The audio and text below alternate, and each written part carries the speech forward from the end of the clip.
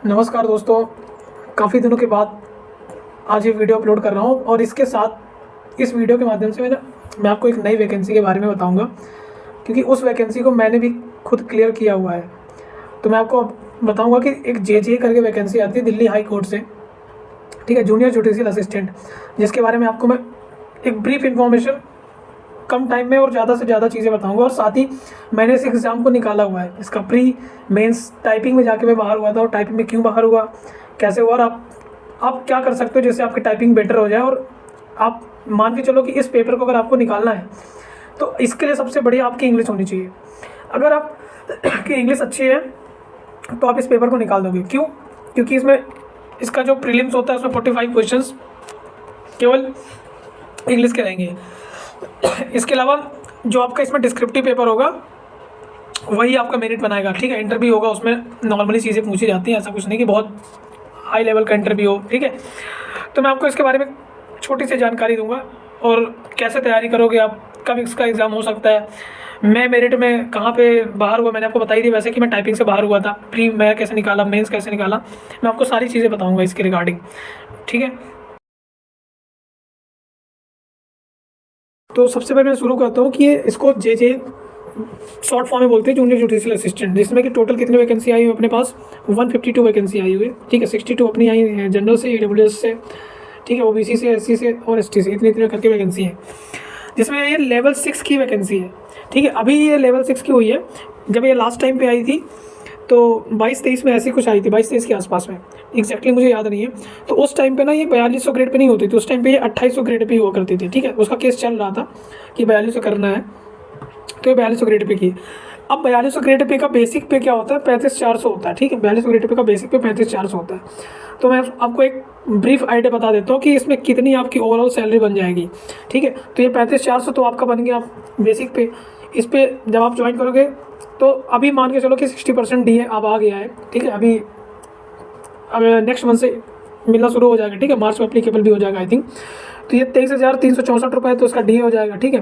फिर ये आपका टीए हो जाएगा एक्स सिटी का 3600, फिर डीए, इस पर टीए पे भी डीए लग जाता है, तो आपका 5,760 रुपये तो आपका बन जाएगा टीए का, ठीक है। इसके अलावा ये आपका यहाँ पे का एचआरए हो जाएगा। तो ओवरऑल मैं आपको बताऊँ तो लगभग 74,000 के आसपास आपकी सैलरी बनेगी, ठीक है। इस पर एनपीएस का पैसा अलग है, एनपीएस जो अलग है ना 14% डीए बेसिक पे और डीए पे का 14% कंट्रीब्यूशन होता है, फिर उसमें गवर्नमेंट कंट्रीब्यूट करती है, ऐसे करके होता है।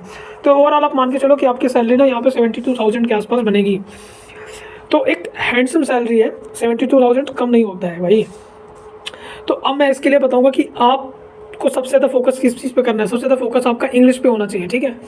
तो सिलेबस की बात करूँ उसके पहले मैं आपको एक छोटी सी चीज़ बता देता हूँ कि इसका फॉर्म फिलअप 4 फरवरी से स्टार्ट हो चुका है, ठीक है। तो 4 फरवरी से आपका फॉर्म फिलअप शुरू हो चुका है, 23 फरवरी तक आपका फॉर्म फिलअप चलेगा, जिसमें करेक्शन डेट इसकी 27 फरवरी की है, ठीक है भाई। इसकी एज लिमिट आपकी 18 से 32 है। फॉर्म की फ़ीस आपकी 1500 है। हालांकि कुछ चीज़ों में आपकी फॉर्म की फ़ीस जैसे कुछ रिजर्व होगी कैटेगरी जिस पे कि 1300 रुपये है आई थिंक, आप एक बार देख लीजिएगा, ठीक है। मैं आपकी बात करूँगा सिलेबस में। तो सिलेबस इसमें टोटल ये बोलूँगा कि 4 स्टेज में एग्ज़ाम होगा, ठीक है। तो पहला आपका होगा प्रीलिम्स। प्रीलिम्स में जो जो सब्जेक्ट आएंगे उसमें इंग्लिश होगा। इंग्लिश मैंने आपको बताया था कि 45 क्वेश्चन आते हैं, 45 मार्क्स के। फिर आपका जनरल इंटेलिजेंस और न्यूमेरिकल एप्टीट्यूड, ठीक है, मतलब इसकी आपके रीजनिंग और मैथ हो जाएगी, ठीक है, 30 क्वेश्चन, और आपका जीके 45 क्वेश्चन। तो ओवरऑल मैं ये बोलूँगा कि 120 क्वेश्चन रहेगा, ठीक है, 120 मार्क्स का रहेगा, और 120 मिनट भी मिलेंगे, मतलब 2 घंटे का टोटल पेपर आपका रहेगा भाई, ठीक है।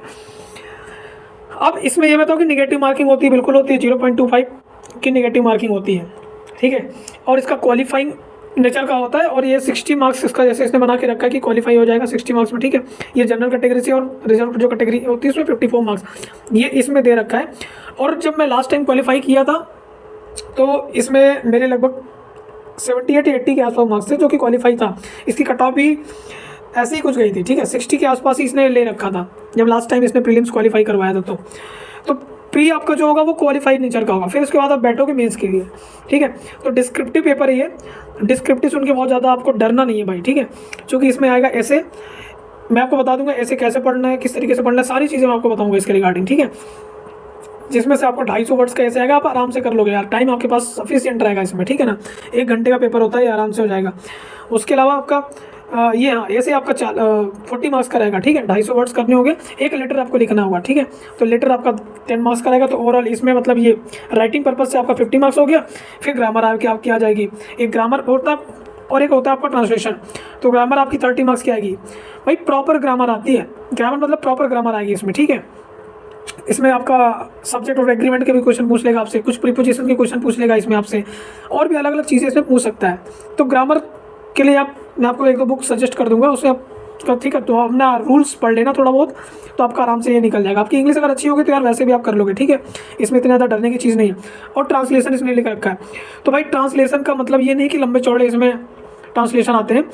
जब मैंने लास्ट टाइम दिया था ना, तो इसमें वर्ड्स आए हुए थे, ठीक है। जैसे यहाँ पे लिखा है 25 वर्ड्स, तो ये वर्ड ही लिख देता है। जुडिशियल वर्ड काफ़ी ज़्यादा लिख के देता है, ठीक है। तो मैं आपको बता दूंगा, कहीं से मिल जाएगा तो मैं आपको शेयर भी कर दूंगा चीज़ों को, या किसी का कोई टेलीग्राम चैनल मिल गया तो मैं आपको बता दूंगा, ठीक है।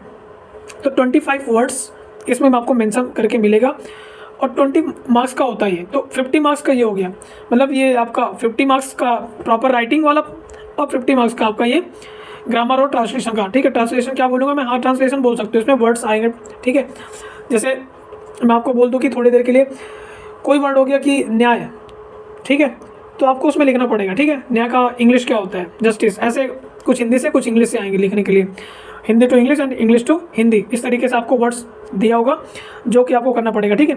100 मार्क्स का ये टोटल रहेगा आपके पास में।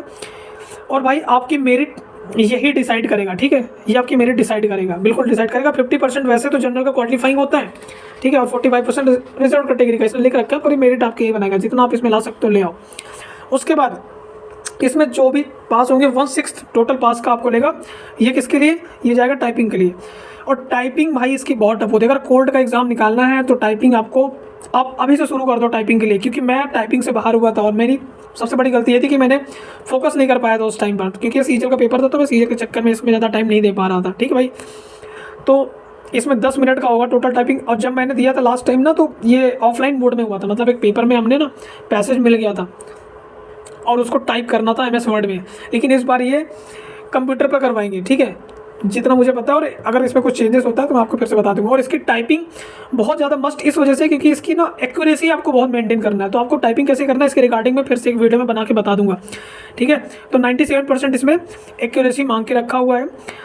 टोटल ये 10 मिनट का आपका एग्जाम हो जाएगा भाई, 10 मिनट 35-60 मिनट और 97% एक्यूरेसी, मतलब टाइपिंग में 90% बच्चे ना टाइपिंग में ही फेल हो जाते हैं। तो टाइपिंग आपको अभी से शुरू कर देनी है, आपकी तैयारी अभी प्री मेंस किसी की हो ना हो, टाइपिंग जरूर आपको देने हैं आधे घंटे कम से कम भी, ठीक है। और आपका टाइपिंग अगर क्वालिफाइंग हो जाता है तो आपको इंटरव्यू के लिए बुलाया जाएगा। और इंटरव्यू को इसका बहुत ज़्यादा टफ नहीं होता है, ठीक है। इंट्रोड्यूसरी इंटरव्यू टाइप से होता है, ठीक है। एक तो लोग मेरे जान पहचान में थे, तो मैंने उनसे बातचीत किया था कि आगे, क्योंकि मैं टाइपिंग में तो डिस्क्वालीफाई हो गया था, मेरे से टाइपिंग ही नहीं हो पाई थी मेन चीज़। तो मैंने इनसे पता लगाया था कि इंटरव्यू में क्या होता है, तो इंटरव्यू उन्होंने मुझे बताया, ठीक है। तो ये 15 मार्क्स का है, इसमें नॉर्मली सबके एवरेज नंबर ही मिलते हैं, ठीक है। तो भाई आपका सबसे मेन चीज़ है कि डिस्क्रिप्टिव पेपर, डिस्क्रिप्टिव पे आपको फोकस करना है। लेकिन डिस्क्रिप्टिव तभी आप कर पाओगे जब आप इसका प्री निकाल पाओगे, ठीक है ना। तो आपकी मेरिट ओवरऑल किससे बनेगी, पेपर सेकंड और पेपर 4 से, ठीक है। टोटल 115 यानी कि 115 नंबर पे आपकी मेरिट बनेगी, जिसमें आप मान के चलो कि आपके अगर 95 या 90 के आसपास बन गए, 90 भी बन गया, तो आप आराम से निकाल ले जाओगे इस एग्जाम को। क्योंकि वैकेंसी भाई इतनी भी ज़्यादा नहीं है जितनी आप सोच के रख रहे हो। टोटल 152 ही वैकेंसी है, जिसमें कि UR की 62 वैकेंसी हुई है, ठीक है। तो भाई आप अभी से तैयारी पे लग जाओ, और मैं आपको इसको पूरा प्रॉपर तरीके से आपको गाइड करूँगा कैसे आपको निकालना है एग्ज़ाम, और क्या क्या आप सोर्स ले सकते हो, ठीक है। मैं इंग्लिश में कैसे मार्क्स लाया हो या लाता हूँ, मैं आपको सारी चीज़ें इसके रिगार्डिंग बताऊँगा। तो मेरे साथ कनेक्ट रहो, जहाँ पे डाउट हो आप कमेंट करके पूछते रहो। Okay bye, thank you.